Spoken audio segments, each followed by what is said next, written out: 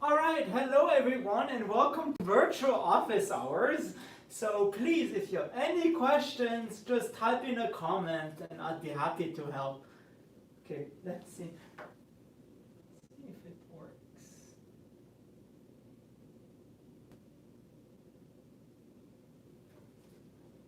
And by the way, if I'm looking at the screen, it's because I want to see if there are any comments.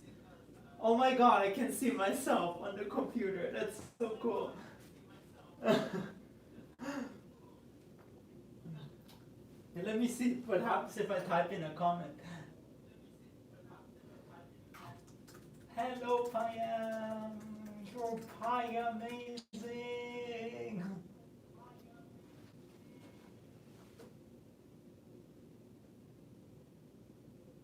Okay, I can see it here. Let's see if I can see it on the phone. Yes, I can see it. So now I'm just waiting for people to appear.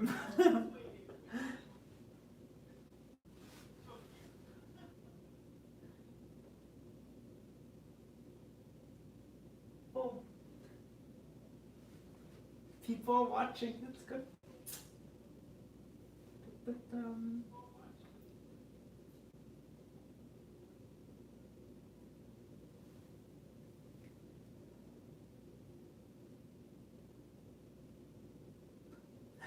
so again, if you have any questions, just type in a comment and I'll be happy to answer.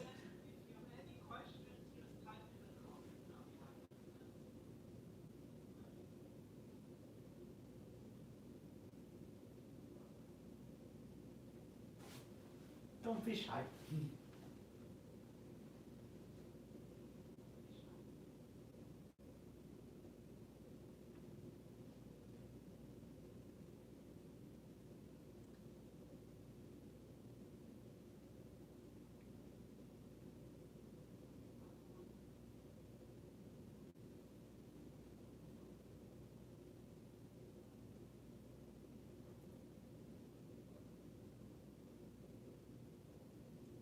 So hopefully this works. Imagine I'm the only one in the room.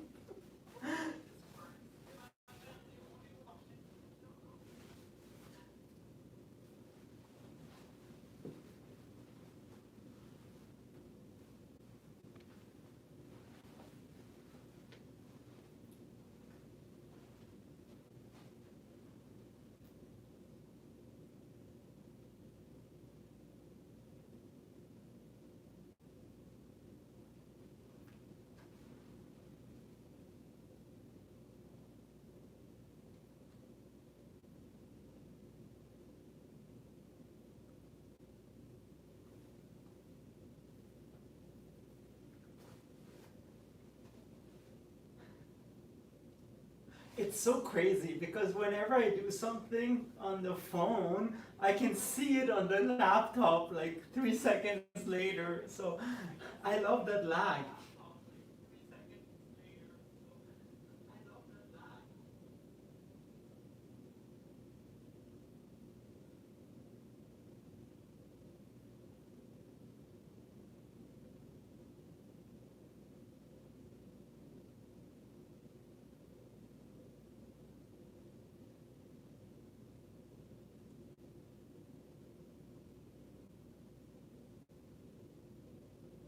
Oh, more people. Yay. Hello, hello. So again, if you have any questions, just type in a comment.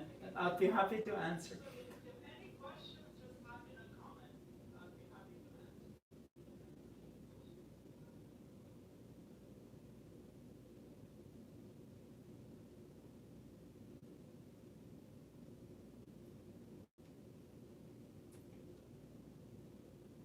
Yay! Okay.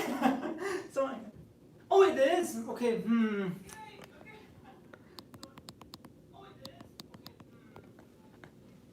Can you hear me now?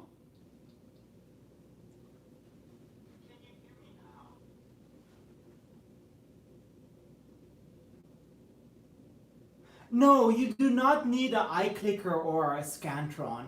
You just need, your intelligence and a pencil. And also for the exam, you don't need any iClickers or Scantrons. Hmm. let's see. Unfortunately, it's this, I think, YouTube quality that doesn't allow me to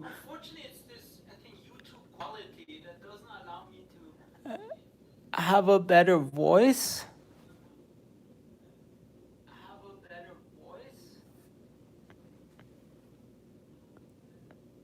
Is it better if I say it like this here in front of my phone?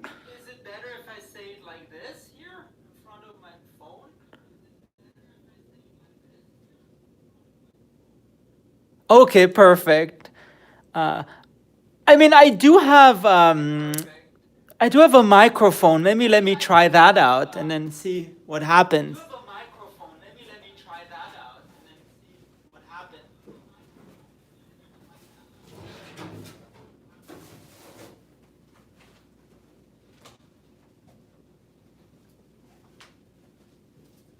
Just gonna get this mess.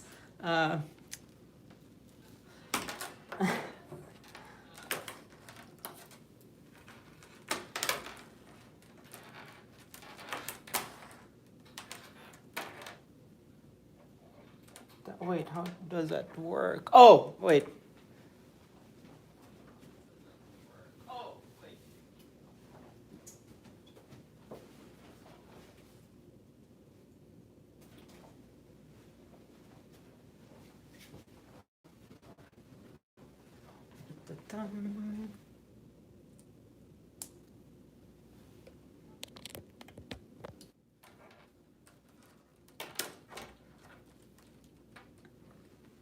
Maybe like that?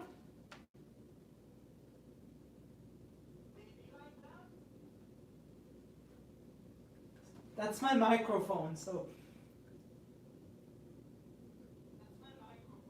Oh, okay, then I'll just do that. Well, unfortunately, I have to talk a bit louder because I also want to use the whiteboard.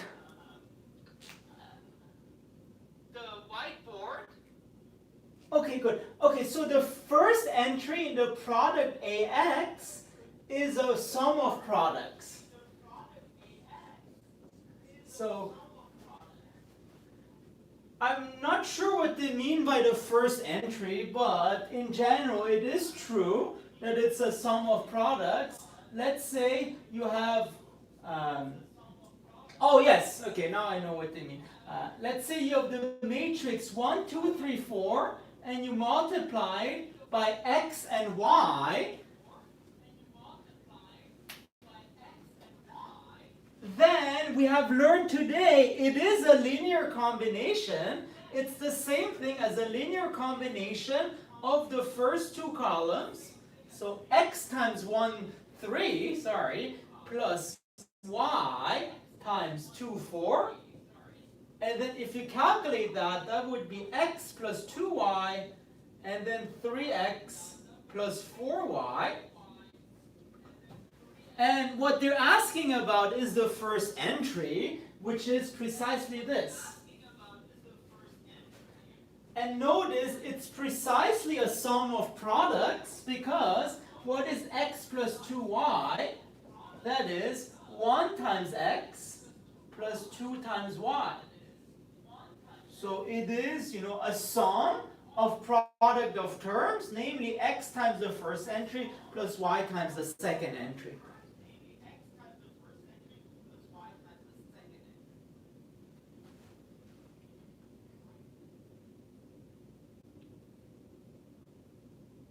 Is that what they say in the book?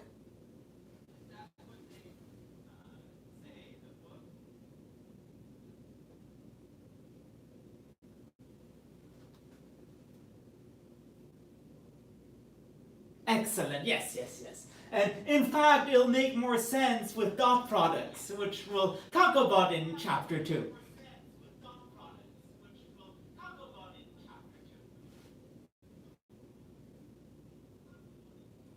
Hi, Noor.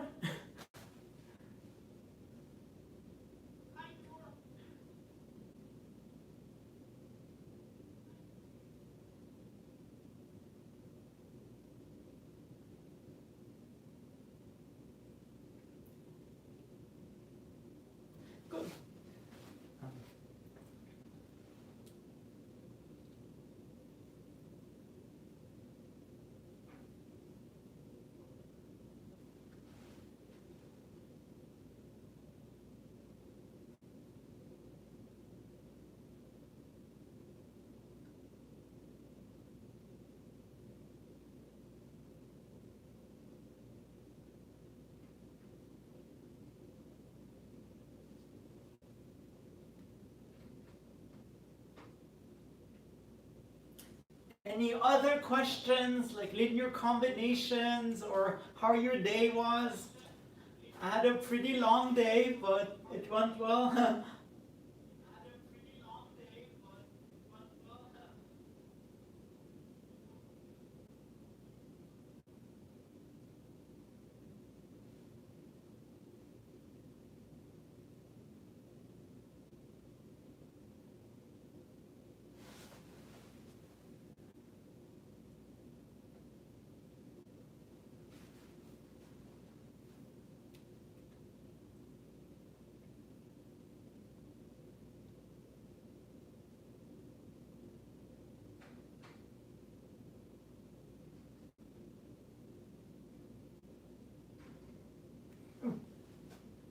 Yes, I'd be happy to go over 23C. Let's see. Which section was that?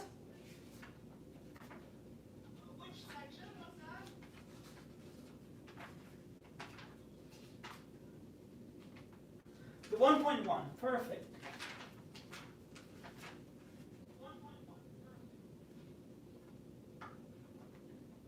Okay, so the question is, the solution set of a linear system involving x1 up to xn is just a list of numbers that makes each equation in the system of true statements when you substitute the values of x1 up to xn. Well, this is true. All this means is if you have a solution of an equation, let's say you have something like, again, it might not be a correct example, but x1, like let's say you want to solve 2x1 plus 3x2 equals 5, and let's say 3x1 plus 4x2 equals 7. What does it mean for, let's say, 1, 1 to be a solution?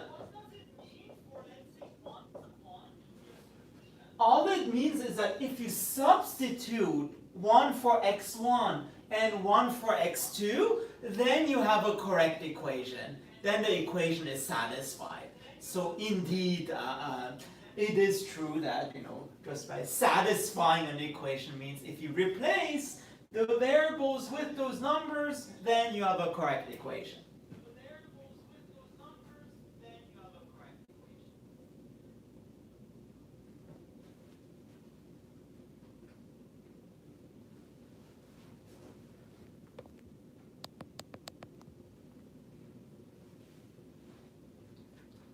Great.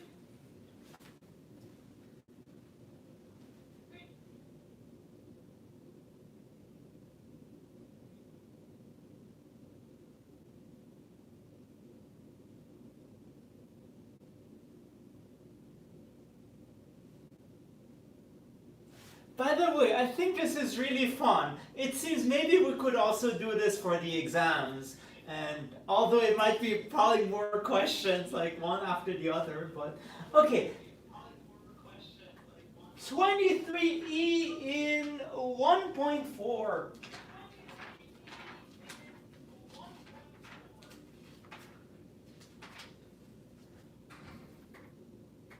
Okay, if the columns of a matrix span Rm, then the equation Ax equals B is consistent for each B. Wait, no, yeah.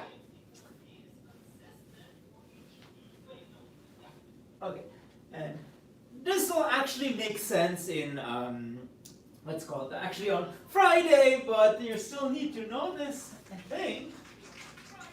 Unless I said don't worry about span. So, how can I say it? What does it mean for the columns to span Rn? It means, so let's say A has columns A1, A2, let's say up to AN. And the span is just, again, well, not again, but you'll see it's a set of linear combos of the columns. So in particular, if it spanned the whole space, it means that no matter which vector B you pick, you can always write this as a linear combo of the columns of A. In other words, there would be constants x1 up to xn such that B is x1a1 plus x2a2 plus dot dot dot plus xnan, where those are all vectors, but xn are constants. And notice in particular, by what we talked about today, this is the same thing as solving ax equals b. So if there are those constants, so if x1 up to xn exists, it means that ax equals b is consistent.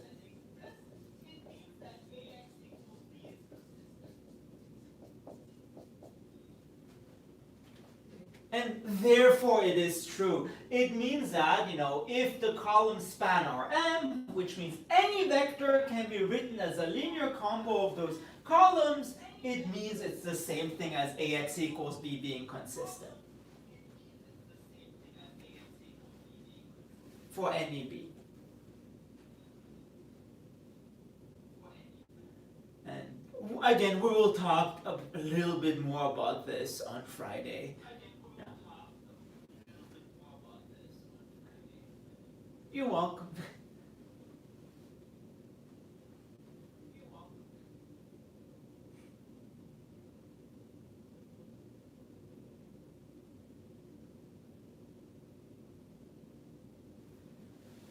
Okay, 1.1.28.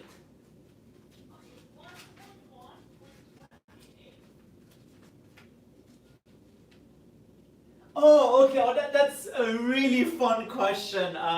It'll make more sense if we do determinants. And by the way, there is a YouTube video about this, I believe. So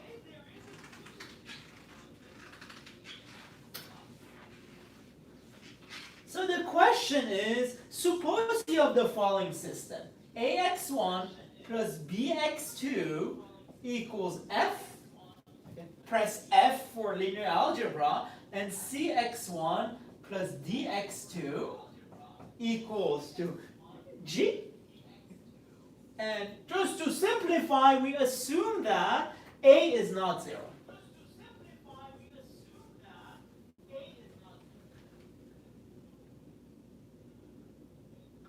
Okay, but why no? Oh, sorry. All right, then.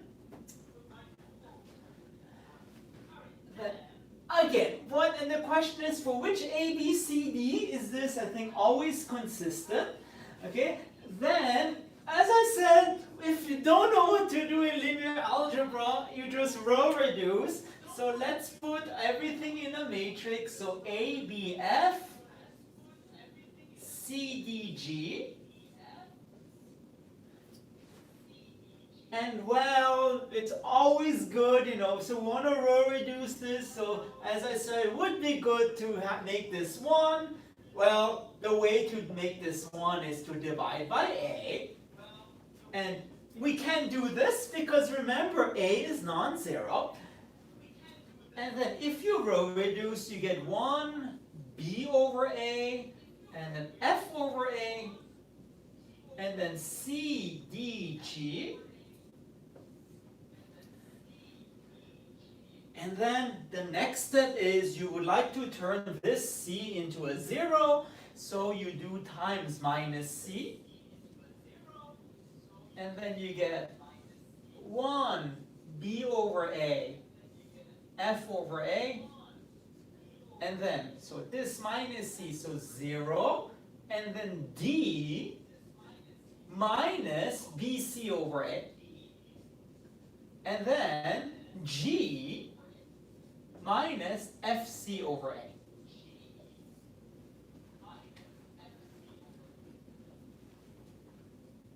Okay, and then remember, we want to figure out if this is consistent. And to figure out if this is consistent, what we would like to do is just to have a situation where we can avoid 0, 0, and something else. So for the first row, that's not a problem because we have this pivot 1. But then here we have an issue. If this is non-zero, so if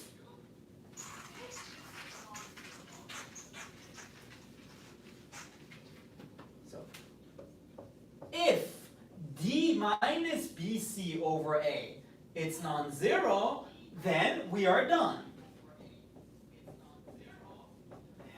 Why are we done? Because we would have 0, something else, and something else. So nothing of the form 0, 0, something else. And in particular, you can write this as AD minus BC over A, which is non-zero. And A is non-zero anyway, so we get AD minus BC is non-zero. On the other hand, if this is 0, we get D minus BC over A equals 0. Then we would have a row of the form 0, 0, and something else. So G minus FC over A. But look, our assumption is that for any G and any F, this is always consistent. So if we have something of this form, we could always choose G and F to make this non-zero. And for example, choose F be 0 and then G be 1. Then we got 0, 0, 1, and it wouldn't be always consistent. So the point is, we are done assuming that AD minus BC is non-zero. And once we go to chapter 3, we will see this is precisely the determinant of ABCD. So ABCD, if you take the determinant of this, this is precisely equal to AD minus BC. And we will see if the determinant is non-zero, then we always have a situation where the system is always consistent.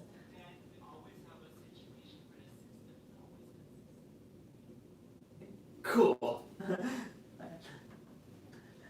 Alright, now QPy asks 23F with 23F in what section?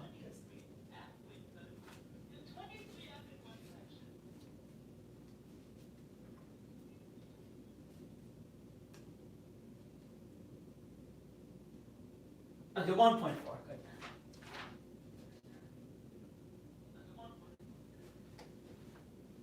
Okay, then, so if you have a matrix and the equation is inconsistent for some B, then A cannot have a pivot position in every row.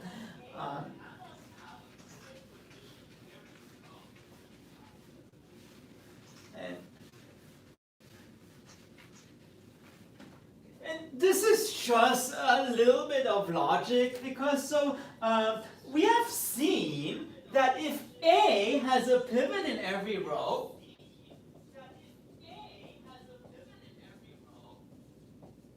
like that, this implies AX equals B is consistent. So it's always consistent.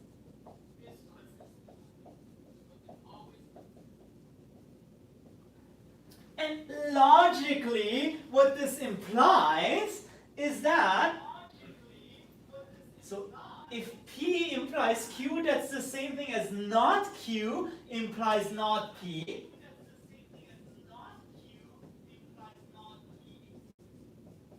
That's not P. For example, if I say, if I bring an umbrella, then it rains. Well, if it doesn't rain, then I won't bring an umbrella. And so the question is, what is the negation of AX equals to B is always consistent for every B? The opposite of that is, if for some B, AX equals B is not consistent,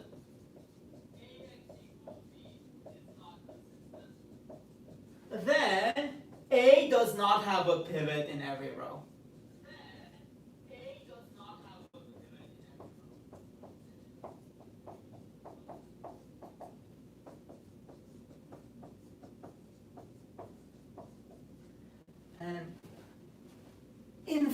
fact, intuitively this makes sense, because look, if for some b ax equals b is not consistent, it means in some row of A, we must have something of the form 0, 0, something else. And in particular, in that case, A, you see, A itself, not the augmented matrix, does not have a pivot in every row, because the last row is just full of zeros.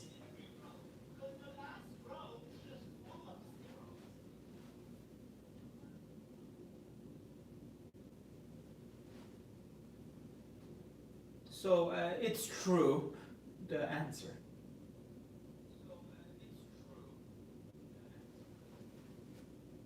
Perfect.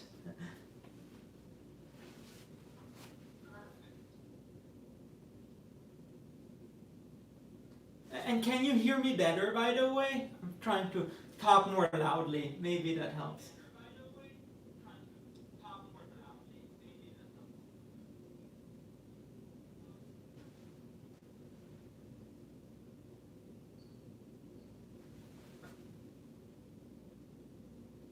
Yes, so I believe I will upload it either today, probably today if you want, and I think you will be able to see the whole office hours.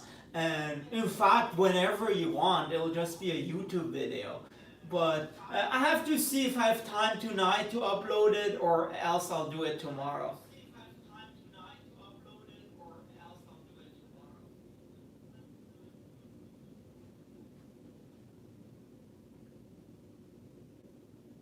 Yeah, and in fact, notice maybe for the exams it's also very useful. Like we can have one of those office hour parties and then you can just see some sample problems. I think that's really cool. No, I'm Peyam amazing, not the best.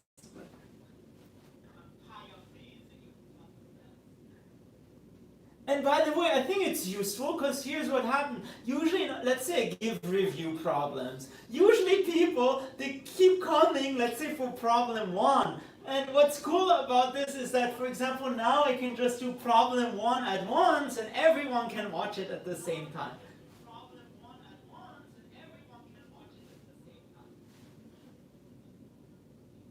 Okay, 24A.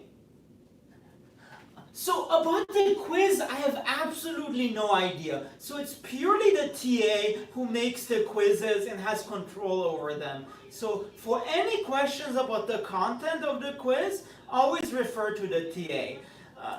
All I told the TA is to make it like the suggested problems on the homework. So if there's a discrepancy, also let me know. I'd be happy to talk. Okay, 24A, section 1.4.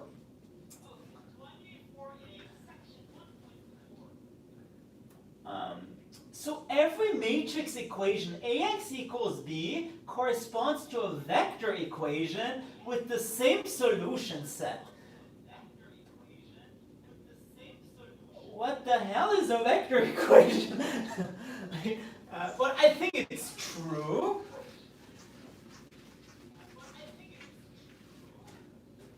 I think it's the thing I've been talking about today, where AX equals B is just a system of equations. So if you have, let's say, 1, 2, 3, 4, x1, x2 equals to 5, 6, I believe what they mean is it's the same thing as x1 times 1, 3 plus x2 times 2, 4 equals 5, 6. And I believe that's the same thing as a vector equation. So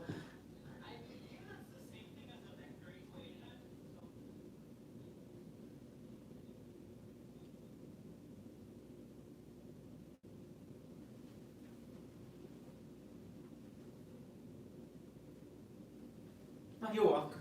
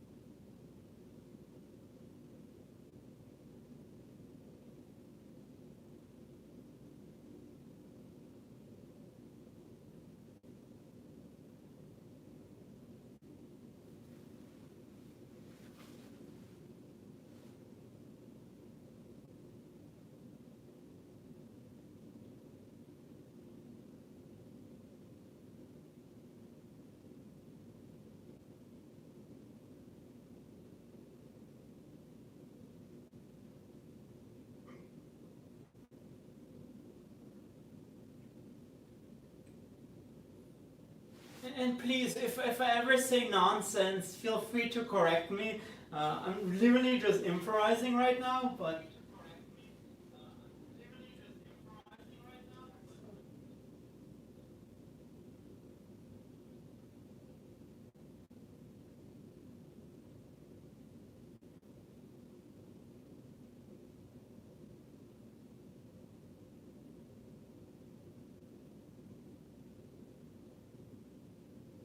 okay.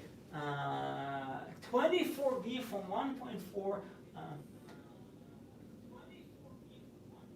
So any linear combination of vectors can always be written in the form AX for a subglobal matrix A and vector X. And it's absolutely true even for 0, because in linear combinations, when we write stuff like AU plus BV, AU plus BV plus CW, we are absolutely allowed to have ABC equals 0. And this is what will be called the trivial linear combination. So we will talk about linear independence, and it's actually very important to allow that special case.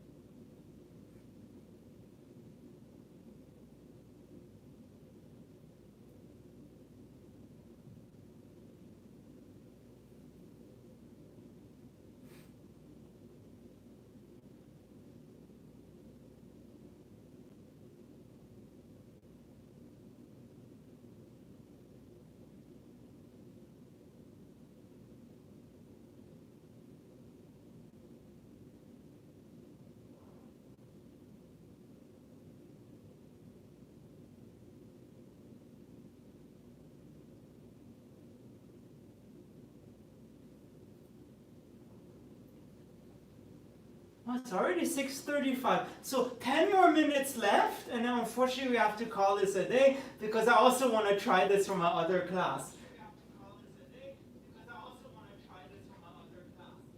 But again, we still have 10 minutes if you have any questions.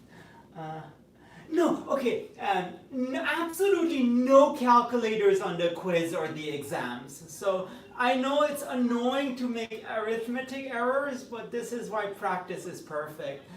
But at least on the exams, I really try to have the nicest number possible, because imagine grading fractions, like 106 versions of fractions, it would be quite a mess. So really, except like at least simple answers. In particular, if your answer looks truly ugly, beware. But again, that was for the exams. I don't know about the quiz, but all I do know is that you can't have calculators simply because of cheating reasons.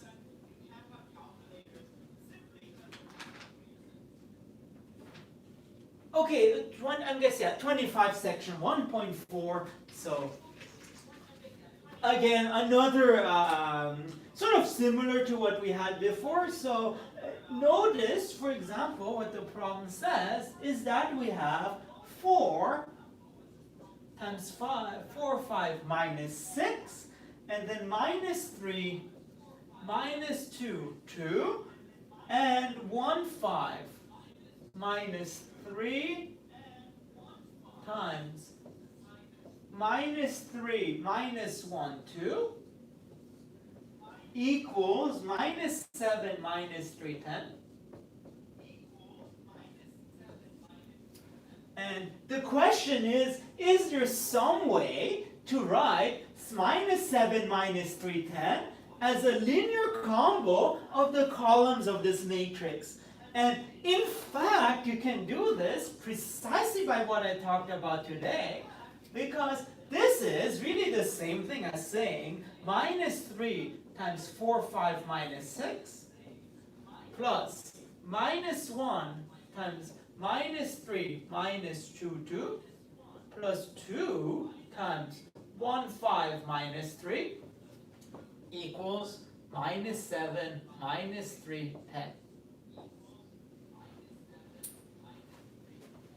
And ta-da! Those are precisely the constants that make this as a linear combo of this. So the answer would be minus 3, minus 1, 2. And did we do any row reduction? No, none whatsoever.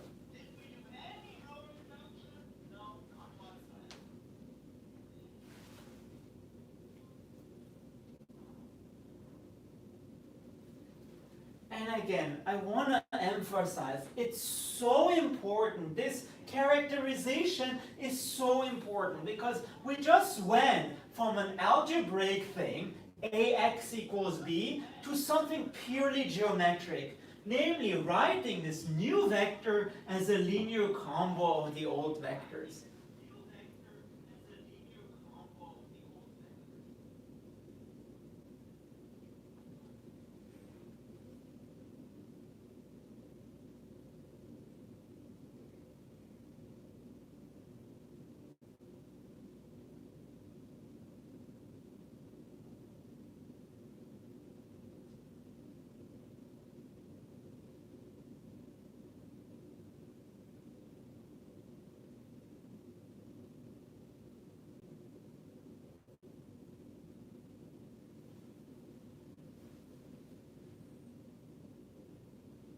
Excellent.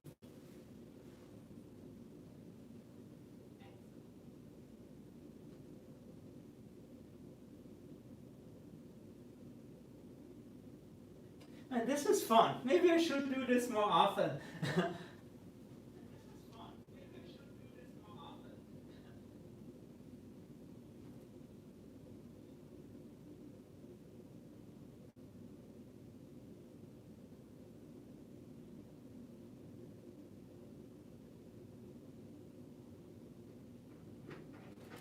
Okay, 11, do you mean 1.317?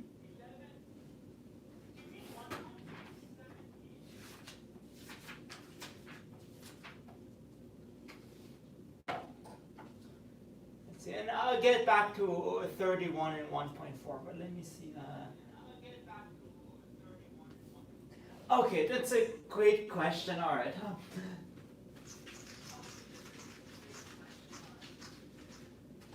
So the question is, for which value of h is the vector 4, 1h in the plane spanned by a1 and a2? So 1, 4, minus 2, and minus 2, minus 3, 7.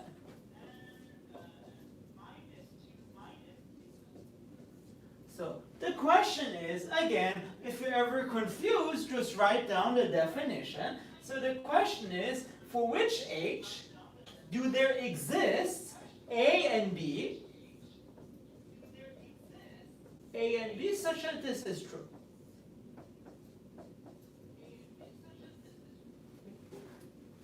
And notice that's the same thing as solving a system, because that's the same thing as 1, 4, minus 2, and minus 2, minus 3, 7 times AB. And the way you would do this, you would again form this augmented matrix and row reduce. So then you would have 1, 4, minus 2, minus 2, minus 3, 7, and 4, 1h.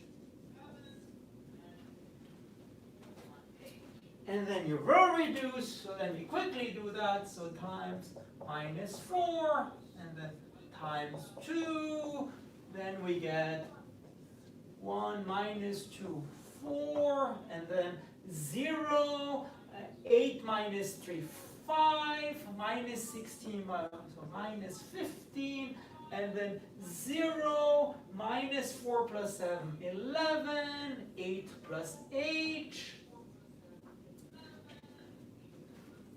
Okay, and then, well, I think there's a nice simplification here. You can divide this by 5, and then we get 1 minus 2, 4, 0, 1 minus 3, 0, 11, 8 plus h. And then, well, you subtract 11 times the second row from the third row. So 1 minus 2, 4, 0, 1 minus 3, and then let's see, 0, 0. So, unless I made a mistake, huh? So 33 plus 8 plus h, so 41 plus h.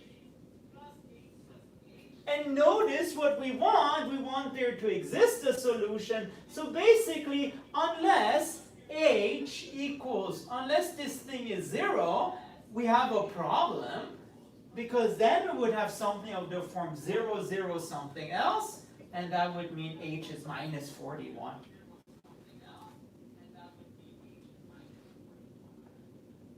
So let's see what the question is. So what values for h? So we want h not to be minus 41. No, wait. Never mind. It's embarrassing. The whole world can see this. But anyway, so if h equals to minus 41, then we're good, because we would have 0, 0, 0, and then 2 pivots. So nothing of the form 0, 0 something else.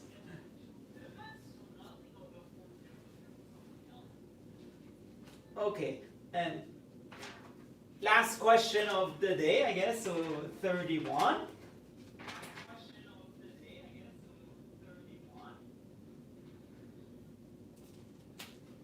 Okay, so suppose you have a 3 by 2 matrix. Let me see, so matrix with 3 rows and then 2 columns. Okay. And what we want to say is show probably that ax equals b cannot be consistent for all b. And remember, the question of consistency has to do with pivots. And in particular, let's see, how many pivots could there be at most? Well, there could only be 2 pivots at most, because at most it could be 1 here and 1 here.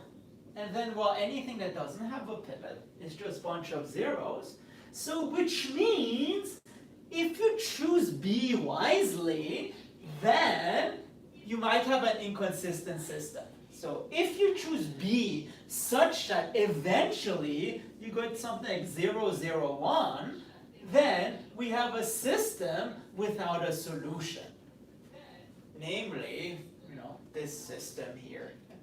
I'm not saying choose B to be 0, 0, 1, but choose B such that after the row reduction process, you get this thing, and therefore you don't have a consistent system for every B.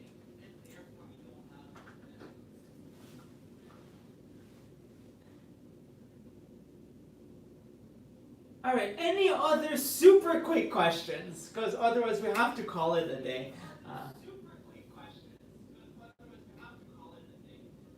For the next class, and I also have to charge my phone.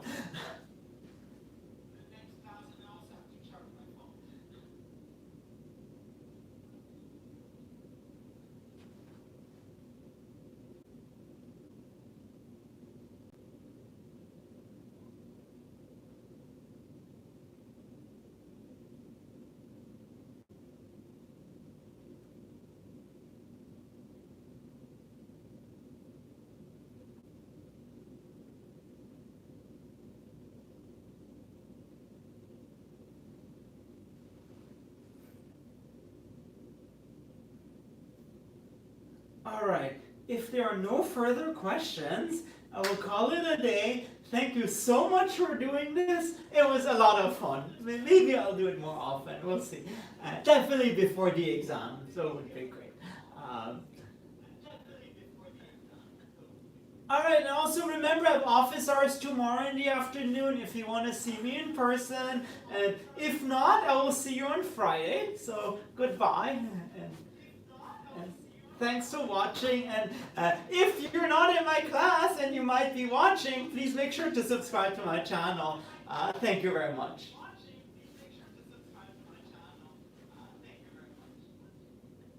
Yes, and I'll think about this. Yeah, I think that was a great idea. But maybe instead of the office hour on Wednesday, because no one seemed to show up for that one. Yeah, but let me also talk about with the math department about this. So that's good.